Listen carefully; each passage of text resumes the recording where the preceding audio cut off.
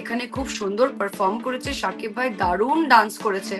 শাকিব খানের এমন পারফরমেন্স দেখে নুসরাত জাহান তো পুরাই অবাক। শাকিব খানের সাথে নুসরাত জাহান এর আগে কাজ করেছিলেন নাকাব মুভিতে, আর দেবের সাথে তো নুসরাত জাহানের প্রায় প্রতিনিয়তই কাজ হয়ে থাকে। সোশ্যাল মিডিয়ায় একটি ভিডিও বার্তাতে নুসরাত জাহান বলেন শাকিব ভাই সত্যি একজন দারুণ অভিনেতা এবং তিনি শাকিব খানের সাথে ভবিষ্যতে আরো কাজ করবেন বলে আশা ব্যক্ত করেন। অপরদিকে চাঁদ মামা গান রিলিজ হয়ে যাওয়ার পরই গানটা দেব দেখা মাত্রই করেন বিস্ফোরক মন্তব্য। দেব শাকিব এবং নুসরাত জাহানের দুজনের প্রশংসাই করেন। দেব বলেন শাকিব তো একজন সিনিয়র আর্টিস্ট, আর নুসরাত জাহান সেও অনেক ভালো ডান্স করে, তার সাথে আমার প্রায়ই কাজ হয় এবং সে ভালো পারফরমেন্স করে। তো দর্শক চলুন এক নজরে চাঁদ মামা গানটির কিছু লাইন শুনে নেওয়া যাক।